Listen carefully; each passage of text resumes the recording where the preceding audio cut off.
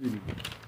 Bon, suite au module de la civilisation, maintenant on va entamer un nouveau cours qui parle des trois dynasties, c'est-à-dire dynasties qui sont qui étaient fondées par les barbares ou bien les Francs qui ont, je dirais, contribué ou bien qui représentent, je dirais, l'histoire de la France. D'accord? Bon, on cite brièvement, on a dit la première dynastie mérovingienne, hein, de 481 à 751, la deuxième dynastie carolingienne de 751 à 922, la troisième, la dynastie capétienne de 987 à 1792. Bon, on va présenter avec des détails ces trois dynasties et bien sûr, on va évoquer l'essentiel. L'essentiel, ce n'est pas par rapport à ce que vous voyez devant vous, mais par rapport à des résumés que je vais les partager avec vous oralement et c'est à vous de noter, de prendre des notes. Je précise, mes amis, que le cours est destiné au troisième année, c'est-à-dire le premier cycle licence, troisième année, d'accord. Voilà, on va commencer par la dynastie mérovingienne, d'accord. Bon, la dynastie mérovingienne, elle date de 481 à 751. Cette période commence par l'installation d'un peuple germanique, c'est-à-dire, entre parenthèses, des Francs, au nord de la Gaule, après la chute de l'Empire romain. On a dit la chute de l'Empire romain, c'était vers 476, je crois, je n'ai pas oublié, vers 476, voilà, oui, vers 476, très bien. Et cette chute de l'Empire romain qui marque, je dirais, le début du Moyen-Âge et qui marque aussi le début de cette dynastie. En 481, Clovis devient roi des Francs. Clovis succède son père Childéric, le petit-fils de Mérové, le fondateur de cette dynastie, c'est-à-dire le premier fondateur de cette dynastie, c'était Mérové. Clovis embrasse bien sûr le christianisme, en 496, et puis les peuples de cette dynastie étaient des polythéistes, on a dit, c'est-à-dire entre parenthèses des païens, c'est-à-dire entre parenthèses les paganismes.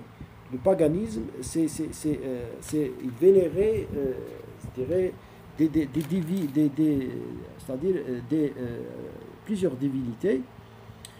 Les Francs avaient un système administratif hérédité des Romains, mais ils étaient des gens de savoir, ou bien le mais, c'est pas, on ne doit pas utiliser mais, c'est-à-dire, outre, ils étaient des gens de savoir et le système romain leur a aidé énormément dans leurs tâches.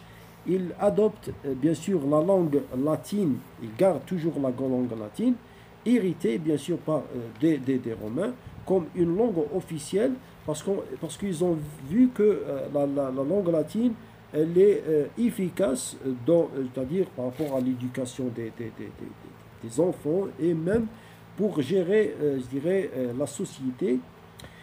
Par exemple, il avait une loi, c'est-à-dire la loi salique, et aussi d'autres lois comme la loi Gambette pour les Gallo-Romains, c'est-à-dire pour les Gallo-Romains, ils avaient une loi spéciale. C'est spécial, on ne peut pas les incorporer avec des Romains de souche, voilà. Et après une grandiose de cette civilisation, Clovis meurt après, je dirais, après un règne, je dirais, plein de gloire et bien sûr plein de pertes parce que à cette période, les souverains, ils étaient des gens qui aiment la conquête, qui aiment les guerres, voilà. il meurt en 511 et qui marque la fin, c'est-à-dire de la dynastie mérovingienne. Et après un moment, c'est-à-dire important de l'histoire de l'homme, un certain Pépin le Bref se fera proclamer le premier roi, et je dirais, on voit, c'est-à-dire premier roi par rapport, c'est-à-dire au peuple ou bien à la dynastie, je dirais, carolingienne, cette dynastie qui vient succéder la dynastie mérovingienne, d'accord? De 751 vers à 922. Et puis en 768, il meurt et son fils Charlemagne devient roi.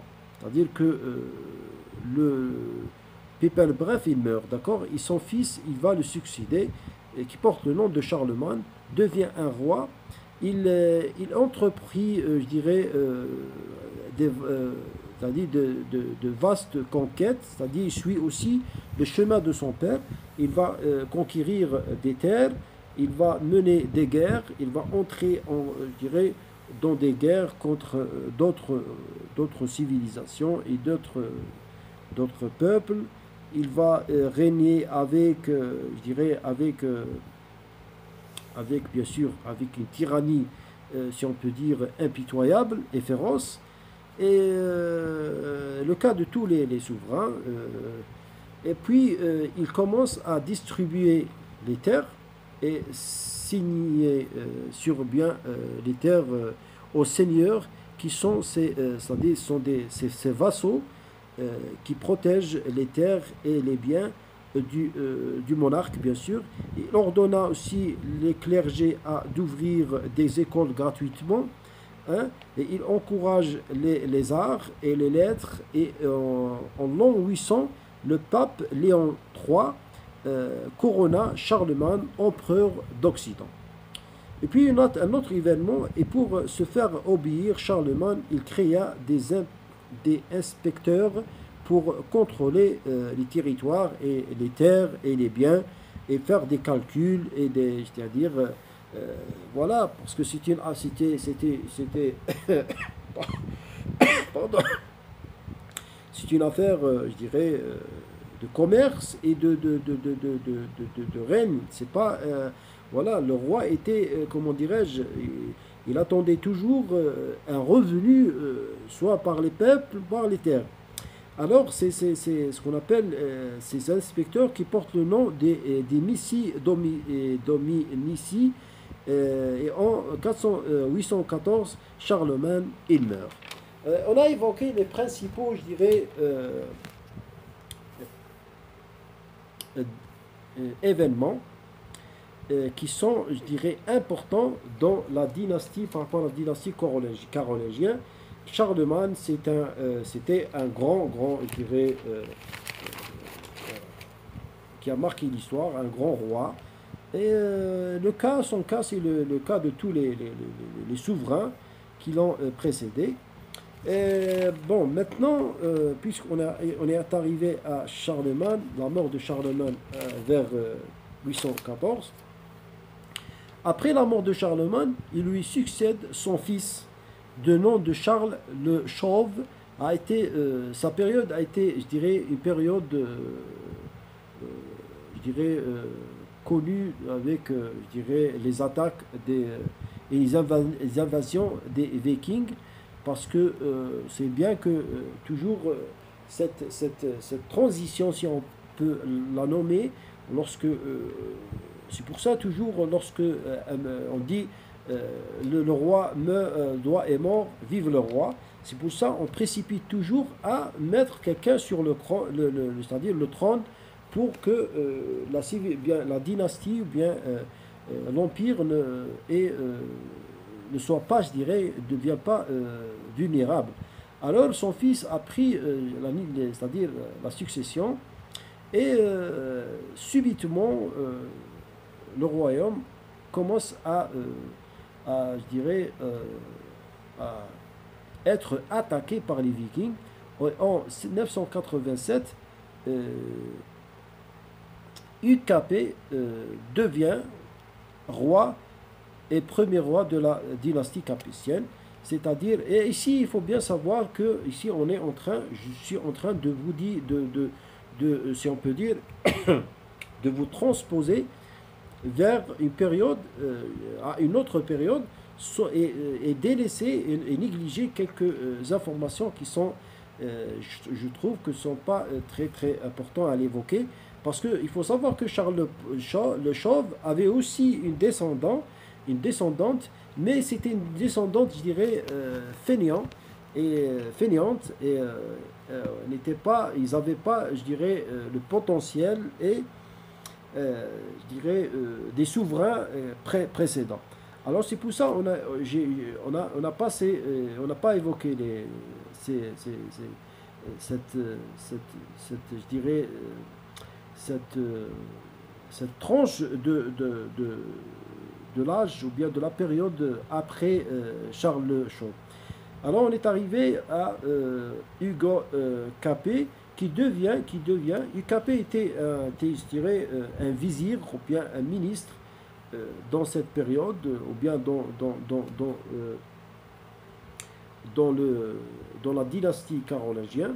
Alors est devenu par, bien sûr par désignation des, des, des, des, des nobles et des clergés, est nommé premier roi capétien, devient roi capétien, premier roi de la dynastie capétienne, et les descendants de Hugues Capet conquérirent tous les pays, et à la fin du Moyen Âge, la France fut unifiée. Ça dit d'une façon brève, parce que il faut savoir que une dynastie, elle englobe, elle comprend divers événements, et ce n'est pas quelque chose, c'est-à-dire anodin, ou bien ce n'est pas quelque chose qu'on peut la négliger facilement. Et puis on passe à ce qu'on appelle le règne de Saint-Louis. Saint-Louis est un autre roi de la période capétienne qui vient, je dirais, après les descendants, un des descendants c'est-à-dire, on peut le citer directement après Hugues Capet. Saint-Louis, c'est un autre roi de la dynastie capétienne, de la période bien sûr capétienne. Il règne de 1226 jusqu'à 1270 et meurt le 25 août 1270 près de Tunis à Carthage. Il était un roi pieux, voilà, pieux, juste. Et sa période était, je dirais, une période de prospérité et riche, voilà. Ça, c'est là par rapport à la dynastie capétienne. Et puis à la fin de, je dirais, la fin de cette dernière, si on peut dire, dernière période dans l'histoire des dynasties françaises, et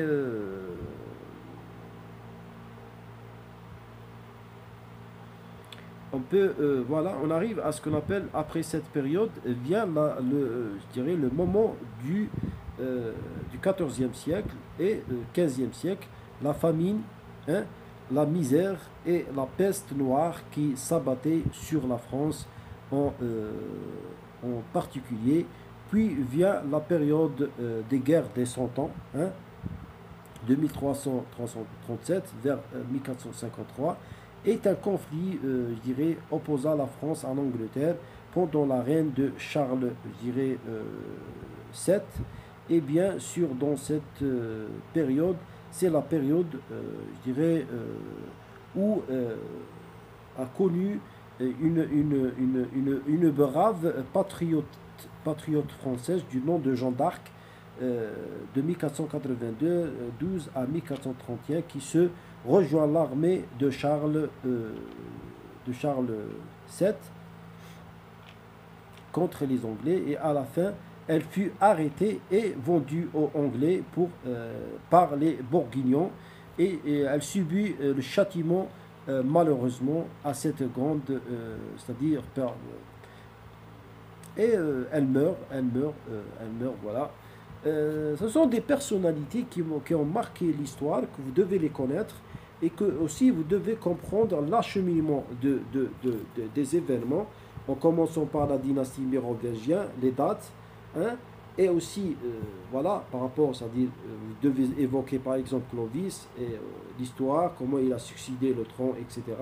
Qu'est-ce qu'il a fait. Puis vous arrivez à la dynastie carolingienne, vous devez aussi évoquer le nom de Charlemagne qui va prendre la place de son père, etc. Et aussi les importants événements et projets faits par ce monarque. Et à la fin aussi, la dynastie capétienne, elle a aussi des événements. En arrivant à Saint-Louis, puis après cette période, on a dit que la France se réunifie, hein. Et puis, non, avant la réunification, il y a d'autres éléments, la peste noire, la guerre des Cent Ans, et puis vient ce qu'on appelle la réunification, et c'est de là où on arrive à, je dirais, la Cinquième République, etc. Je pense qu'on a parlé, on a évoqué d'une façon, je dirais, holistique, hein, sans détailler, on a pioché l'information avec précision, et c'est je dirais, prendre en considération et retenir c'est-à-dire les événements et les informations qui sont primordiales et pour vos examens et pour aussi pour votre culture. D'accord? Bon, on est arrivé à 16 minutes, pas encore. Maintenant, si, je ne sais pas si vous... bon, euh, je crois qu'on va passer à cours des croisades, les cours de croisades, ce qui est important à l'évoquer. Et aussi, on doit aussi faire un petit, je dirais, un petit flash d'information par rapport aux croisades. On a dit que les croisades sont venues, je dirais, par la naissance c'est-à-dire d'une nouvelle religion au Moyen-Orient, c'est celle de l'islam qui va entrer en, je dirais, en rivalité contre, devient rival au christianisme. Et c'est de là où commençait, je dirais, le conflit contre ou bien pour la terre sainte, Jérusalem, entre les chrétiens et les musulmans. Et c'est de là où commence, je dirais, les croisades. Bon, pour définir les croisades, c'est une campagne militaire et religieuse majeure menée par les chrétiens d'Europe vers la Terre Sainte, Jérusalem, fin du XIe à XIIIe siècle. Contexte historique, les croisades étaient très influencées par l'Église catholique, c'est-à-dire c'est grâce ou bien c'est la cause que les croisades sont nées et les chrétiens se sont regroupés, je dirais, pour aller faire cette marche, qui était une marche je dirais, pour je dirais, valoriser, ou bien pour rendre la gloire au christianisme et à la religion chrétienne, était instrumentalisé et aussi, comment dirais-je, le mot, je n'arrive pas, à le trouver, influencé et alimenté, voilà, alimenté par les religieux, et l'expansion de l'islam aussi était aussi un autre prétexte. Et la terre aussi, parce que les chrétiens disent que on a le droit à cette terre, parce que c'est la terre où Jésus est né. Hein. Les musulmans, ils disent aussi, c'est notre, je dirais, notre première, c'est-à-dire, comment dirais-je, signe ou bien endroit où les musulmans étaient, où Dieu a ordonné aux musulmans c'est-à-dire de s'orienter vers cet endroit initial à l'époque pour les prières, voilà. Et puis Dieu a dans le Coran bien sûr mentionné que les musulmans je dirais, que cet endroit était devenu, je dirais, comment dirais-je, il est devenu, comment dirais-je, je ne sais pas trouver le mot, puis ils ordonnent les musulmans à s'orienter vers un autre endroit qui est la Mecque aujourd'hui. Ça, c'est par rapport à la compréhension en général. Bon, pour évoquer bon, le contexte historique, on a dit que les croisades étaient alimentées et influencées par l'Église, aussi l'expansion de l'islam, un des causes. Principale croisade. La première croisade de 1096 à 1099, lancée par le pape Verbin, bien Urbain II, pardon, deux. Vous avez entre la deuxième croisade était date de 1147 à 1149, lancée pour soutenir le comte d'Édesse, voilà. Et la troisième de 1189 à 1192, lancée par des monarques européens tels que Richard Cœur de Lion, Frédéric Barbarousse de l'Allemagne et Philippe II de France. Et la quatrième de 1202 à 1204, lancée mais détournée, c'est-à-dire à la dernière minute, à des fins financiers et politiques. Conséquence des croisades maintenant, vous avez un échange culturel, deux, la chute de Constantinople et l'Empire byzantin, trois, vous avez le renforcement du pouvoir de l'Église, quatre, vous avez le développement du commerce, et cinq, vous avez l'impact sur le Moyen-Orient. Participation de la France. Est-ce que la France a participé? Bien sûr. Vous avez la première croisade avec le comte de Toulouse et le comte de Blois. Vous avez la deuxième avec le roi Louis VII. Et la troisième, vous avez avec Philippe II. Et la quatrième, elle était financée par les Français, hein, par les nobles français. Point. Voilà. Et qu'est-ce qu'on va ajouter? D'accord. Ça, c'est le nécessaire.